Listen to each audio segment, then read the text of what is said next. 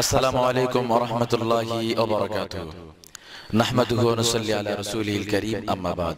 সুপ্রিয় দর্শক শ্রোতা, এই মুহূর্তে দেশ ও দেশের বাহির থেকে যারা আমরাইন ইসলামিক টিভি কর্তৃক আয়োজিত এই ইসলামিক অনুষ্ঠান দেখছেন এবং শুনছেন, আমি হাবিবুল্লাহ মেজবাহ প্রথমেই আপনাদেরকে মোবারকবাদ ও শুভেচ্ছা জানিয়ে আমি আলোচনা শুরু করছি ইসলামের শ্রমিকের মর্যাদা। وتفهم خاطري وارحل تكلم والشجرة مني سير। সুপ্রিয় দর্শক শ্রোতা, আবার বছর ঘুরিয়ে পহেলা মে আমাদের সামনে হাজির। এই পহেলা মে তাম পৃথিবীতে শ্রমিকের মর্যাদা, তাদের মর্যাদার লক্ষ্যের উদ্দেশ্যে পৃথিবীতে বিশেষ করে পহেলা মে ইন্টারন্যাশনাল ওয়ার্কার্স ডে দিবসটা পালন করা হয়ে থাকে। আর এই দিবসটা এভাবে পালন করা হয়ে থাকে শ্রমিকের মর্যাদা, তাদের অধিকার প্রতিষ্ঠার লক্ষ্যে। তা আসলে আমরা যদি দেখি, প্রথমে 1886 সালের পহেলা মে আমেরিকার শিকাগো শহরে প্রথম একদল মেহনতি শ্রমিক তারা রাজপথে নেমে গিয়েছিলেন যে 8 ঘন্টায় ডিউটিতে নেমে আনার জন্য, অর্থাৎ 12 ঘন্টা থেকে 8 ঘন্টায়, এবং আরো কিছু তাদের মৌলিক দাবি নিয়ে তারা আন্দোলন করেছিল। এক পর্যায়ে নিরাপত্তা বাহিনী তাদের উপর নির্বিচারে গুলি করে এবং সেই আন্দোলন এবং তাম পৃথিবীতে ছড়িয়ে পড়ে এক পর্যায়ে, এবং কানাডা সহ বিভিন্ন বড় বড় দেশগুলোতে ছড়িয়ে পড়ে। এক পর্যায়ে 1889 সালে প্যারিসের সোশ্যালিস্ট পার্টি পহেলা মে আন্তর্জাতিক শ্রম দিবস, ইন্টারন্যাশনাল ওয়ার্কার্স ডে হিসেবে তারা ঘোষণা করে, এবং সেই থেকে শুরু হয়ে আসছে। এবং এই পহেলা মে দিবস আসলেই পৃথিবীর বিভিন্ন দেশে ঘটা করে অনুষ্ঠানটা পালন করা হয়ে থাকে, এবং শ্রমিকের মর্যাদা, তাদের অধিকার প্রতিষ্ঠার লক্ষ্যে। এবং অনেক লেখালেখি হয়, পত্রিকায় এই বিষয়ে অনেক আলোচনা হয়, এবং TV, print media, video media, audio media, প্রত্যেকটা মিডিয়ার মাধ্যমে আলোচনা করা হয়। আসলে আমরা ওই একদিনই শ্রমিকদেরকে নিয়ে একটু আলোচনা করি, কিন্তু প্রকৃতপক্ষে আজও শ্রমিকরা তাদের ন্যায্য অধিকার, তাদের অধিকার আমরা প্রতিষ্ঠা করতে পারি নাই। তো যাই হোক, চলুন দেখি ইসলাম শ্রমিকের মর্যাদা কেমন দিয়েছে, শ্রম ভিত্তিক কাজে ইসলাম কতটা গুরুত্ব দিয়েছে। সুপ্রিয় দর্শক, এই বিষয়টা আমি আপনার সামনে আজকে পরিষ্কার করব ইনশাআল্লাহ। তো ইসলামে শ্রম ও কর্মকে এবং শ্রম ভিত্তিক কাজকে ইসলাম মর্যাদা তো দিয়েছে, এটা ইবাদত হিসেবে গণ্য করে নিয়েছে। এটা ইবাদত, শ্রম ভিত্তিক কাজ করাটা ইবাদত। আপনার উপার্জন, যেহেতু উপার্জনের সাথে শ্রমটা জড়িত, এই জন্য নবী সাল্লাল্লাহু আলাইহি সাল্লাম এত গুরুত্ব দিয়েছেন যে সবচাইতে অন্যতম উপার্জন, সবচাইতে ভালো উপার্জন হলো নিজের হাতের কামাই করা, নিজের হাত দিয়ে উপার্জন করা। মুসনাদ আহমদের হাদিস, 3য় খণ্ড 466 নম্বর হাদিস, নবী সাল্লাল্লাহু আলাইহি সাল্লাম বলেছেন, আফদালুল কাসবি বাইউন মাবরুরুন ওয়া আমালুর রাজুলি বিয়াদিহি। সবচাইতে উৎকৃষ্টতম উপার্জন হলো পুণ্যময় শততময় বাণিজ্য, এবং মানুষের আমালু বিয়াদিহি, নিজের হাতের কামাই, নিজের হাতের উপার্জন। আল্লাহু আকবার, নবী সাল্লাল্লাহু আলাইহি সাল্লাম বলেছেন। তো আমরা এই বিষয়টা আরো খুব কাছ থেকে উপলব্ধি করতে পারবো বিষয়টা, বিশেষ করে ব্যবসার ক্ষেত্রেও কিন্তু আমরা এখানে শ্রম জড়িত। ব্যবসার ক্ষেত্রে এবং যারা চাকরি করে, পড়াশোনা, সব ক্ষেত্রে যারা টিচার, সব ক্ষেত্রে শ্রম জড়িত। যাই হোক, এই জন্য নবী সাল্লাল্লাহু আলাইহি সাল্লাম বিশেষ করে সত্যবাদী ব্যবসার ক্ষেত্রে আরো চমৎকার করে বলেছেন যে আত্তাজিরুস সাদুকুল আমিন মান নাবিয়িন ওয়াস সিদ্দিকিনা ওয়াশ শুহাদা। সত্যবাদী বিশ্বস্ত ব্যবসায়ী নবীগণ, সিদ্দিকগণ, শহীদগণের সাথে একজন ব্যবসায়ী, অর্থাৎ তিনি শ্রম ভিত্তিক ব্যবসা করেন। এটা তার মেধা শক্তি ব্যয় করতে হয়।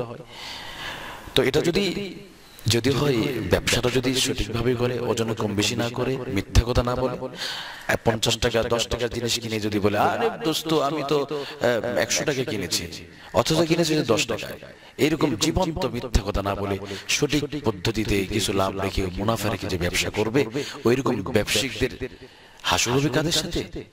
মা নবীন ও সিদ্দিকিন ও শুহাদা, নবীদের সাথে, শুহাদাদের সাথে এবং সালেহিনদের সাথে। আল্লাহু আকবার। সুপ্রিয় দর্শক, আমরা শ্রমের মর্যাদা আরো ভালোভাবে অনুভব করতে পারবো যখন দেখি সকল নবী রাসূল সাল্লাল্লাহু আলাইহি সাল্লাম, নবী সাল্লাল্লাহু আলাইহি সাল্লাম শ্রমভিত্তিক কাজ করেছেন, শ্রমভিত্তিক কাজে নিয়োজিত ছিলেন। আমরা যদি সহিহ বুখারী দ্বিতীয় খণ্ডের 789 নম্বর হাদিসটা থেকে যদি লক্ষ্য করি, নবী সাল্লাল্লাহু আলাইহি সাল্লাম বলেন, মা বা'আসাল্লাহু নাবিয়্যান ইল্লা رؤي الغنم فقال أصحابه وأنت فقال نعم كنت أرعاها على قراريط لأهل مكة। নবী সাল্লাল্লাহু আলাইহি সাল্লাম বলেন, আল্লাহ সুবহানাহু ওয়া তাআলা যত নবী প্রেরণ করেছেন সকলেই মেষ চড়িয়েছেন। এমন কোন নবী নেই যে নবীর দ্বারা আল্লাহ সুবহানাহু ওয়া তাআলা মেষ চড়ানো কাজ অথবা রাখালি কাজ করে নেন নাই, সবাইকে কাজ করে নিয়েছেন। তো সাহাবারা বিশ্বনবীকে প্রশ্ন করলেন, ফাকাল আসহাবু ওয়া আনতা ইয়া রাসূলুল্লাহ ইয়া হাবিবাল্লাহ, তাহলে কি আপনিও এরকম রাখালি কাজ করেছেন? নবী সাল্লাল্লাহু আলাইহি সাল্লাম সুন্দরভাবে পরিষ্কার করে জানিয়ে দেন, ক্বাল ফাকাল নাম, হ্যাঁ আমি তো করেছি। শুধু তাই নয়, কুনতু আরআহা আলা করারিত লিআহলি মক্কা, এমন কি আমি মক্কার সেই সমস্ত প্রভাবশালী বিত্ত বৈভবে যারা কম ছিল না, সেই সমস্ত ধনী ধনাঢ্য ব্যক্তিদের আমি পারিশ্রমিক অর্থের টাকায় আমি কি করতাম, তাদের বাড়িতে কাজ করতাম। চিন্তা করেন, পৃথিবীর শ্রেষ্ঠ মহামানব তিনি অন্যের বাড়িতে এরকম ভাবে কি কাজ করেছেন, রাখালি কাজ করেছেন। আমরা যদি রাসূল সাল্লাল্লাহু আলাইহি ওয়াসাল্লাম আরেকটা হাদিস এখানে বলেছেন যে চমৎকার, এখানে রাসূল সাল্লাল্লাহু আলাইহি ওয়াসাল্লাম, মা আকালা আহাদুন তুআমান মিন আইয়াকুলা মিন আমালি ইয়াদিহি, সবচাইতে নিজের হাতের উপার্জন সবচাইতে উত্তম। এবং ওয়া ইন্না নবিয়াল্লাহি দাউদ আলাইহিস সালাতু ওয়াস সালাম, এবং নবী দাউদ আলাইহিস সালাতু ওয়াস সালাম নিজেও নিজের হাতে উপার্জন করে তিনি খেতেন। দর্শক শ্রোতা, তাহলে আপনারা বুঝতে পারছেন সমস্ত নবী সাল্লাল্লাহু আলাইহি ওয়াসাল্লাম নবীরা এভাবে শ্রম ভিত্তিক কাজ করেছেন। এই কাজগুলোকে কি ঘৃণা করে না? এমনকি দাউদ আলাইহিস সালাতু ওয়াস সালাম এরকম ভাবে, মুসা আলাইহিস সালাতু ওয়াস সালাম তিনি এরকম শ্রমিক ছিলেন, কৃষি কাজ করতেন, এরকম ভাবে নবীরা কাজ করেছেন, রাখালি কাজ করেছেন। কিন্তু আজকে আমাদের এই সমাজে, আজকে আমরা ইমানের দাবিদার হলেও কিন্তু আমরা আমাদের দেশে আমরা কিছু কিছু কাজগুলোকে আমরা ঘৃণা করি।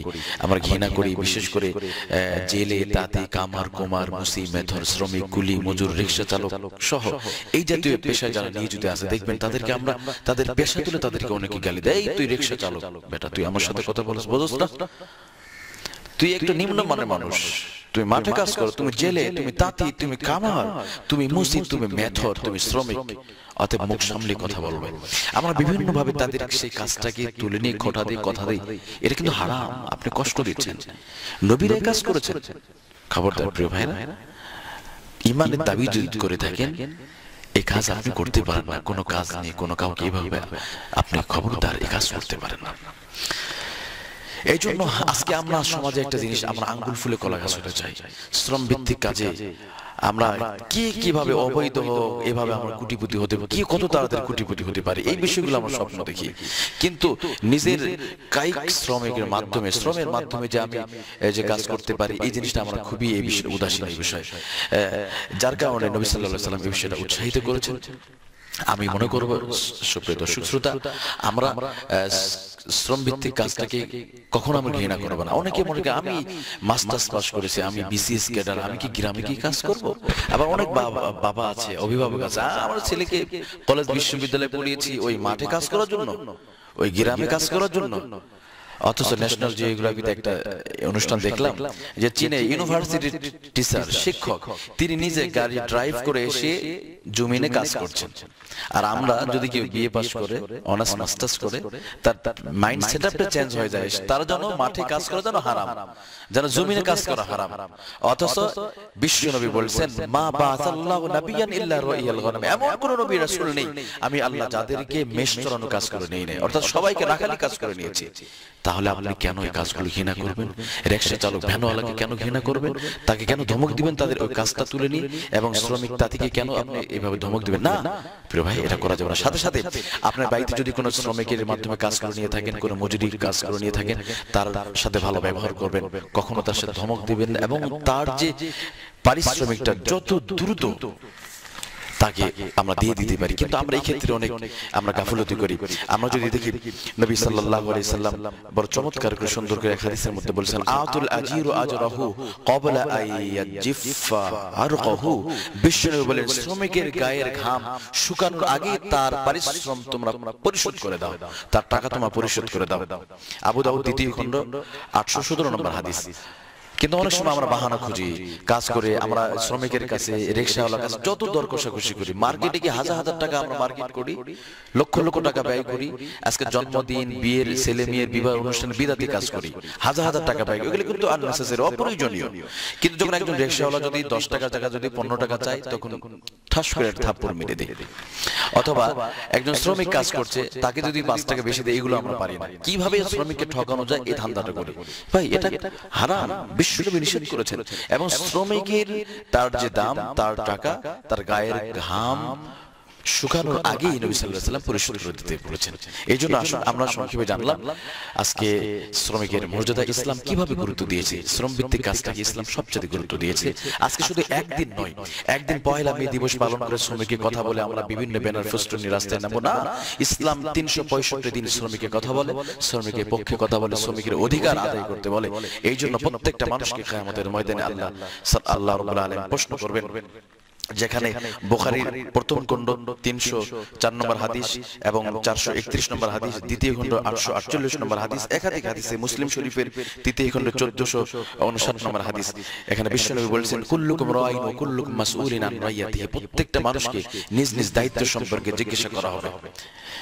তো অতএব আপনি আপনার শ্রমিকের সাথে কেমন ব্যবহার করেছেন, তার দায়িত্ব কতটুকু পালন করেছেন কিনা, তার সাথে খারাপ ব্যবহার করেছেন কিনা। আপনার বাড়িতে কাজের বুয়ার সাথে খারাপ ব্যবহার করেছেন, তাকে ধমক দিয়েছেন, তার সাথে খারাপ কাজ করেছেন, তাকে আঘাত করেছেন, বাড়ি দিয়েছেন, আল্লাহর কাছে একদম জবাব দিতে হবে। আল্লাহ তাআলা আমাদের সবাইকে পালন করার তৌফিক দান করুক। হাযা মা ইনদি ওয়া লিল ইনদাল্লাহ আলাইহি তাওয়াক্কালতু ওয়া ইলাইহি উনীব।